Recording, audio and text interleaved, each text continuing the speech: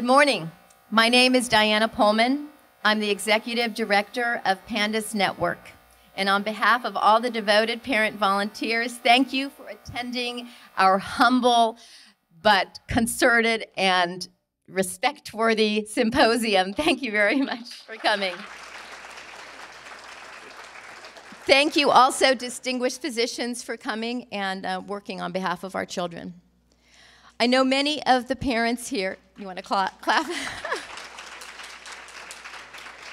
feel like I'm shorter than the podium, so I'm going to just kind of come around here. I know that many of the parents here had to make a tremendous effort to just get here. And I know that many of you are desperately worried about your children. I hope that today we can all take away some of your worry. Help is on the way, finally.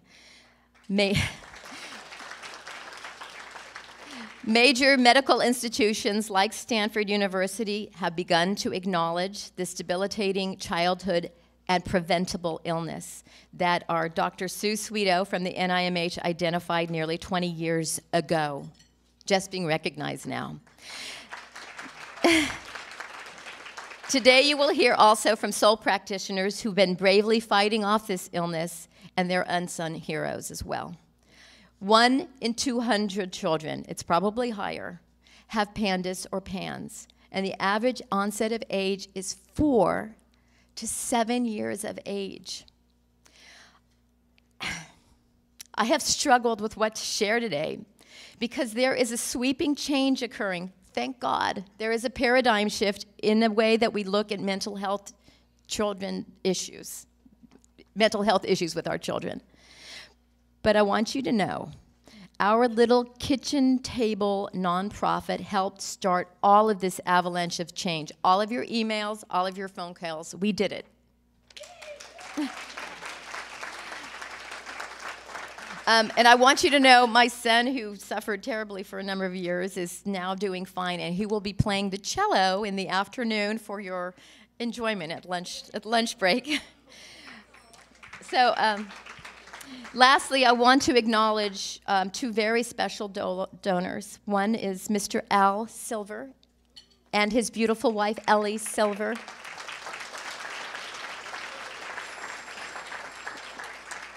My phone is ringing. Can you turn off my phone?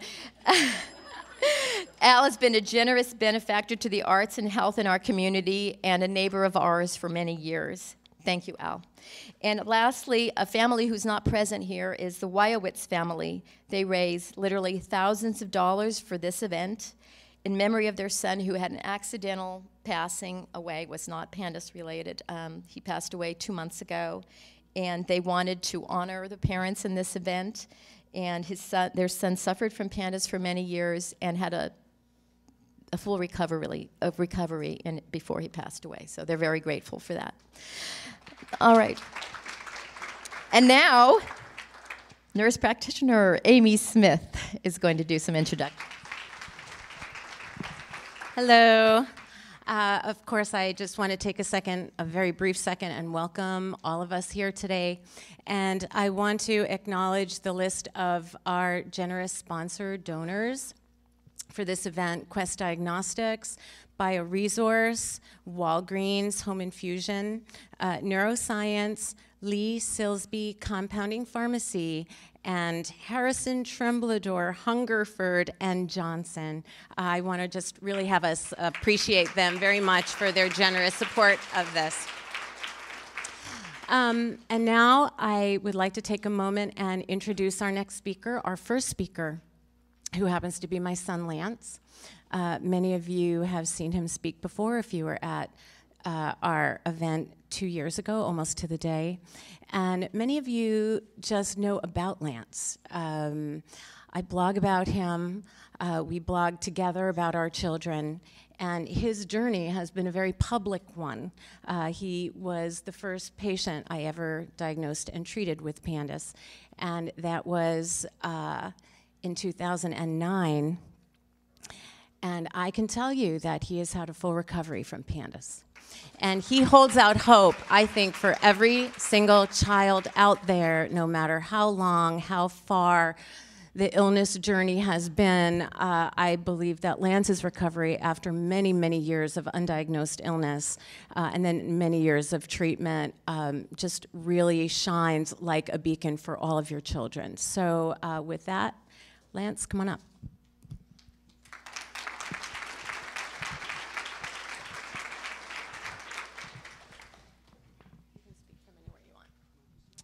Hello, I'm Lance, and I would also like to welcome you to the West Coast PANDAS/PAN Symposium.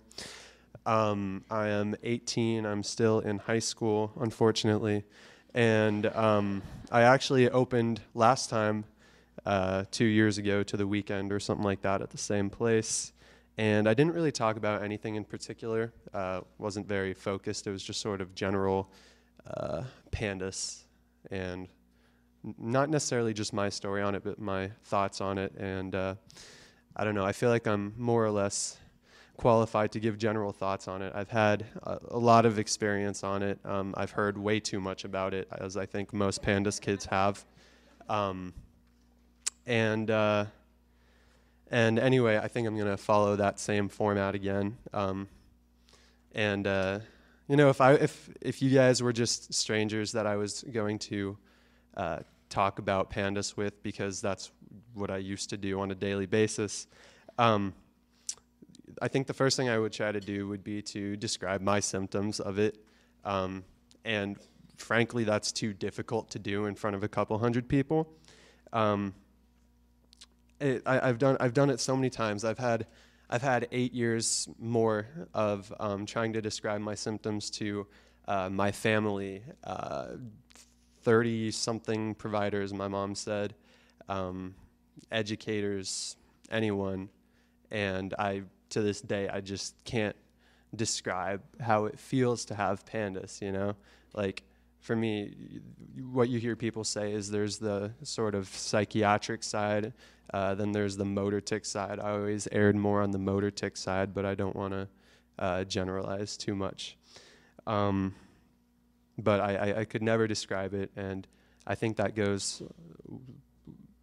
accurately depicts the elusive nature of PANDAS. But after describing the symptoms, I would probably tell you all about my medical history. On average, this takes about 2 to 3 hours, so I'll try to do it in 2 to 3 minutes. It started in 5th grade. I was 10, and we were moving from Georgia to California over the summer of 2006.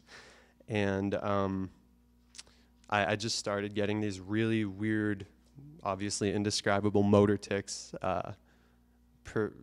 mostly in my right ankle. Everyone has their own spots with these, and you know, they kind of travel around your body if you're a motor tic person, but for me it was always my right ankle really bad, and I had no clue what was going on, and we were actually not even staying at our own house when it started. I was sharing a room with one of my best childhood friends who were housing us until we moved, because we had already sold our house, and no one had any clue what to do.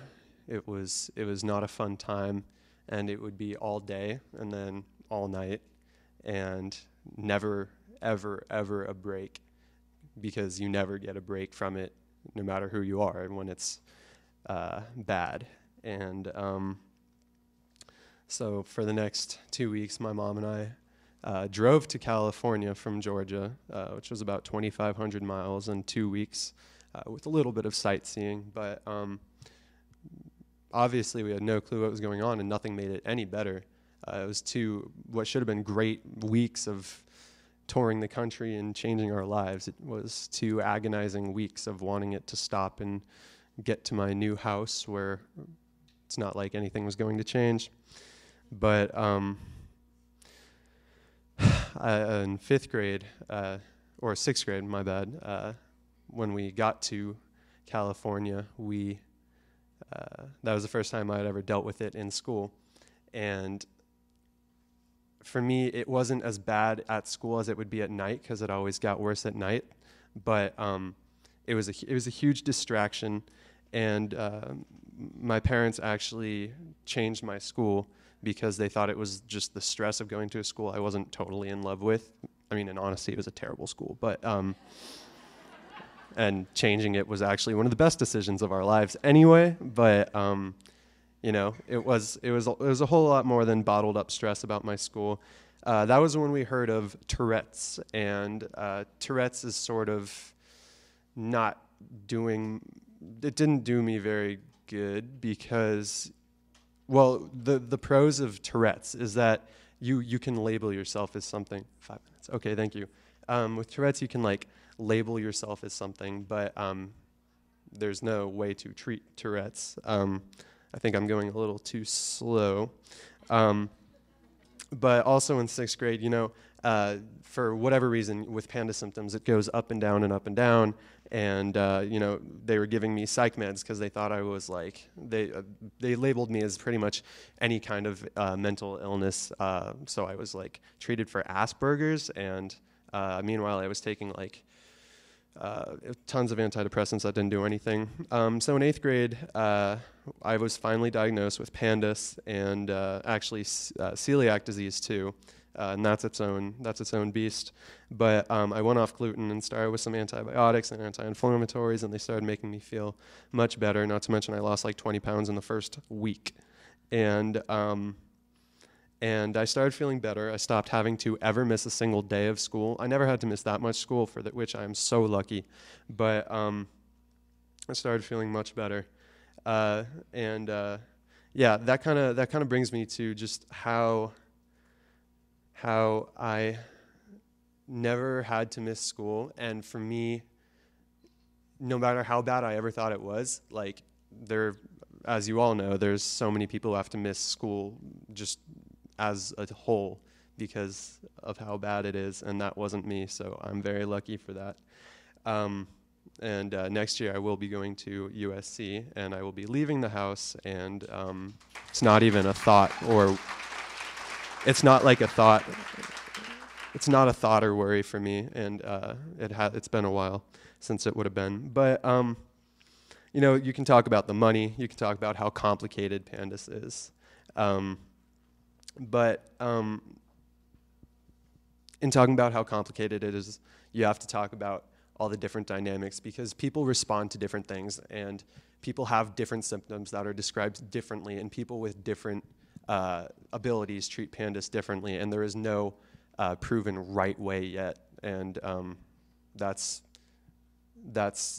maybe, if there is, the difference between people is just so harsh in symptoms, and that just is why, at least for me, PANDAS is such a difficult thing.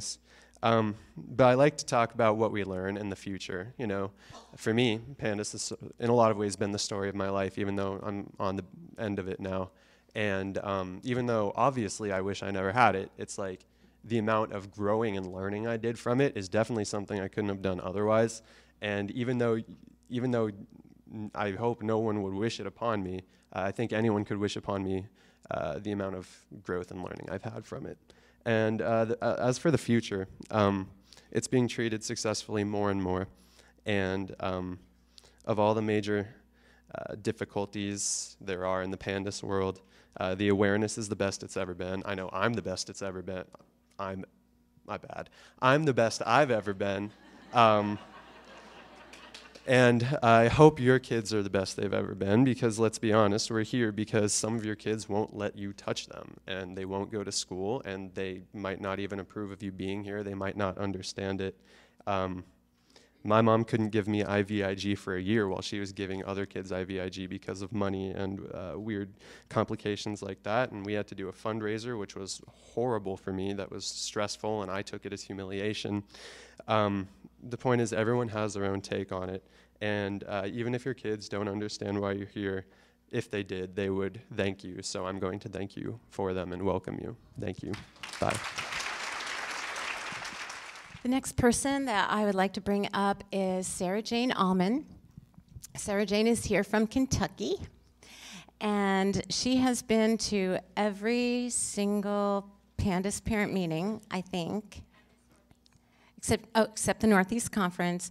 And what Sarah is bringing are the results to the online survey that many of you had the opportunity to fill out, the question of who we are.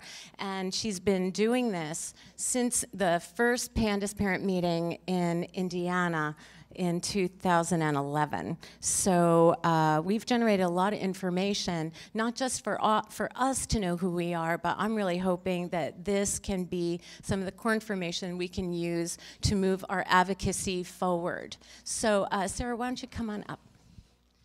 I've got my tissues up here, because one of my things was I wasn't going to cry, but Lance almost made me cry right there at the end of his presentation.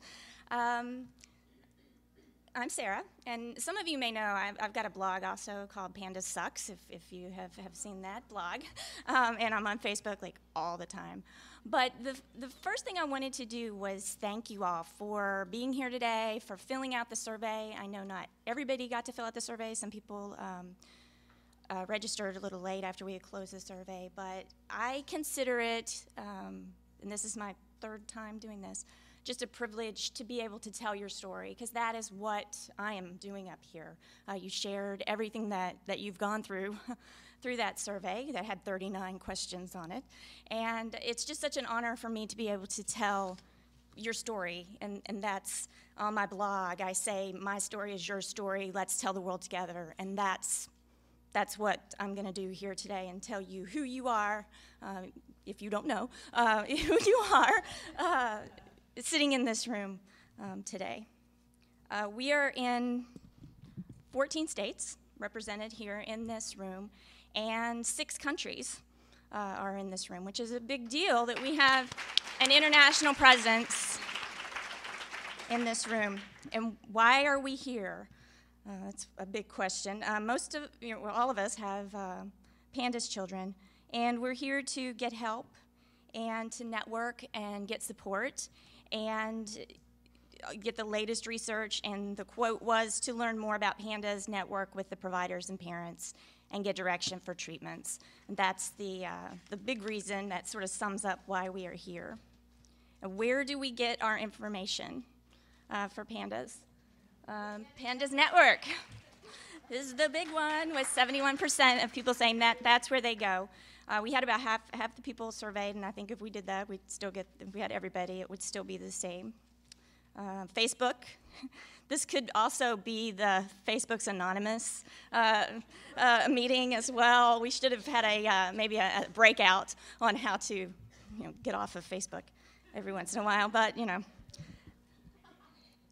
it serves a big purpose for PANDAS parents. And then how did we learn of PANDAS the first time? And this is the slide, when I go through this data, there are times that I just have to walk away from it, as it's coming in. And so many of us have found PANDAS on our own, and that's just wrong. We take our children to the doctor, and we're still being the ones that find PANDAS and take it to them, and sometimes they say, no, that's not what it is. And then you say, yes, it is, and they say, no, it's not, and you go back and forth. But I did see some progress, because I did this 2 years ago, and 2 years ago, 52% had found PANDAS on their own at 3 a.m. in the morning in their pajamas, and then wept as they watched Dr. Sweeto do the presentation that's on the PANDAS Network, because that's what was wrong with her child. And hypothetically, that's what happened. Yes, and then the doctor said no. But anyway, but other specialists are also saying it, and so that's good. Pediatricians, we need to bring them up to speed. Schools got 0, so we need to that's why it's so important that the teachers understand what PANDAS is and how it presents at school. Other parents, because we know we like to talk about what is going on with our kids. And then how long did it take for our diagnosis? And here's the other slide. You either find it pretty quickly, or you're kind of screwed for a few years while you're being misdiagnosed, or it's missed, and then you find it at 3 a.m. in your pajamas 3 years later. And so that's where a disconnect is as well, that I found in the data. It just takes us too long to get the diagnosis, and you're treating your child for things that they don't have. And how many doctors did we see? A lot of doctors. We're seeing, 3, 4, up to 12. Somebody had seen, I think it was 33 doctors. So collectively, we saw more than 343 of the people that were surveyed. So if we extrapolate that across the room and double it, basically, or a little bit more, that's going to be more than 700 doctors that we saw trying to find the answers for what was going on with our children right then. And it just takes too long to figure that out. And the other initial diagnoses that the children received, if they were misdiagnosed, what was your first diagnosis? Obsessive-compulsive disorder makes sense.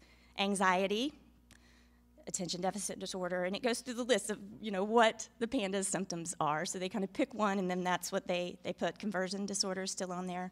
The other diagnoses that people received, I don't know how, yeah, you can read that.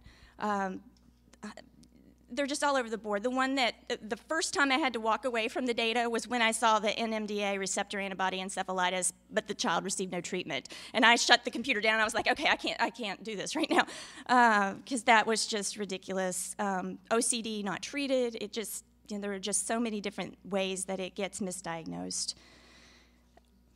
And then who is diagnosing PANDAS? It's not the pediatricians. Most of us are still going to the PANDAS specialists, and there aren't a lot of them. There are more. It's growing, so that's getting better. And then, let's see. It's not the psychs either. And who's providing care? It's heavy on the PANDAS specialists again. So we're having to find them and go to them and travel.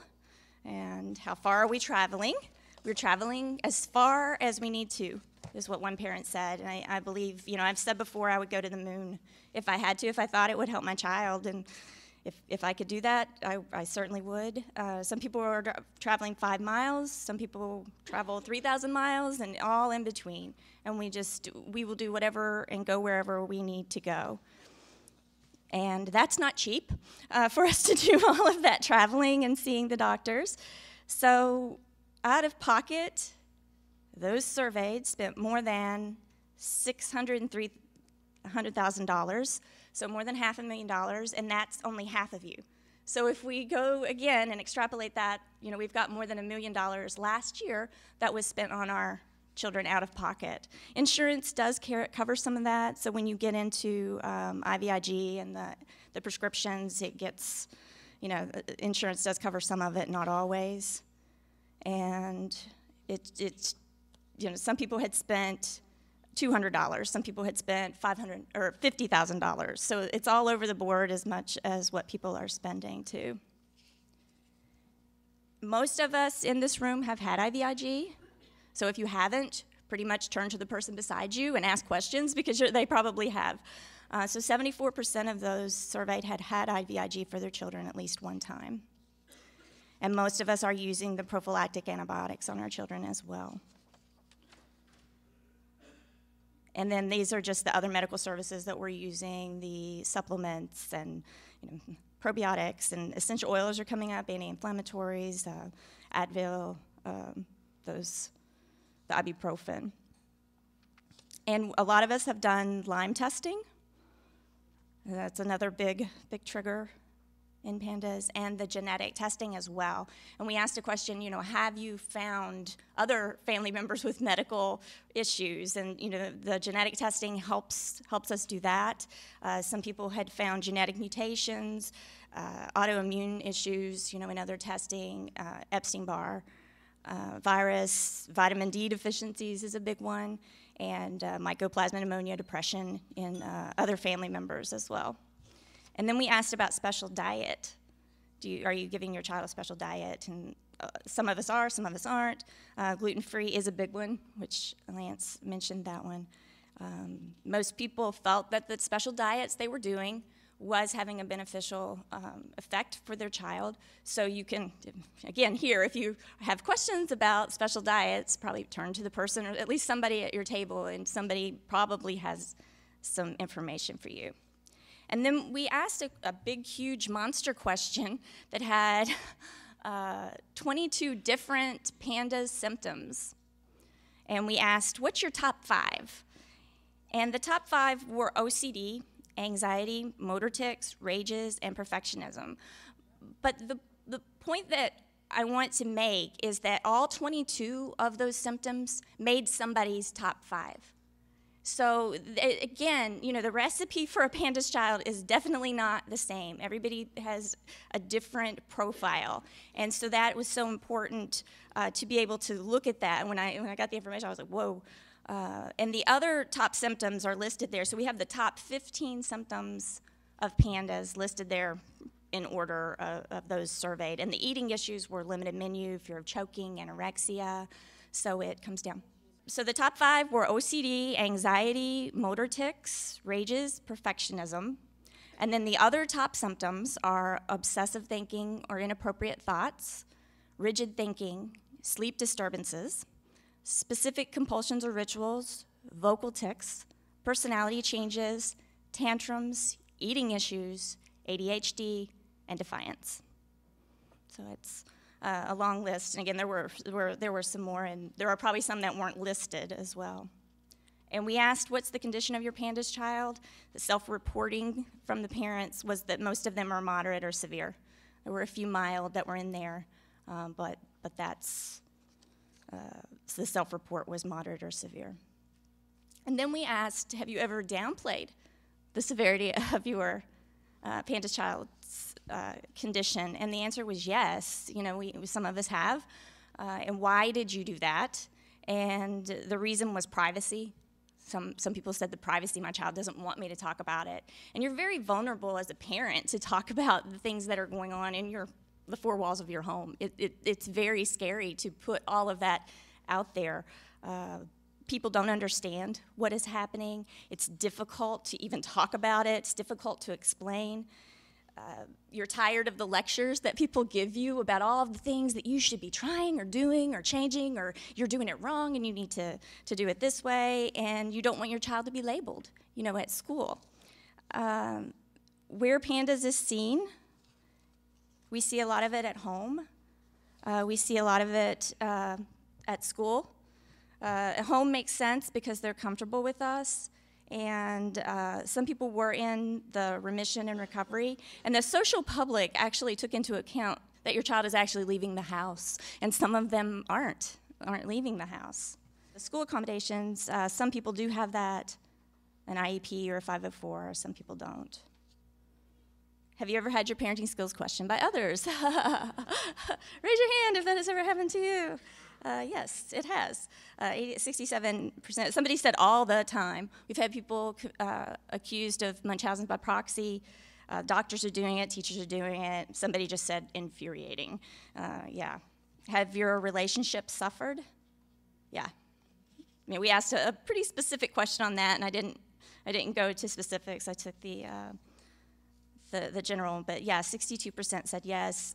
Some of the no's were it's not PANDAS. You know, our issues aren't concerned with PANDAS. Some people grew closer. And do you have PANDAS stress? On a scale from 1 to 10, I'm going to say it's an 11, but yeah, you have PANDAS stress. Everything rated on average above a 6 on what we asked. Okay.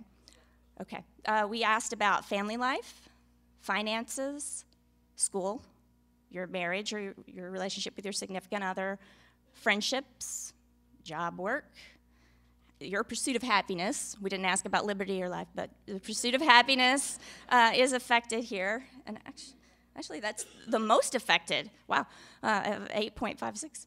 Quality of sleep, social isolation, and my other children not understanding, my non-PANDAS children not understanding what is happening.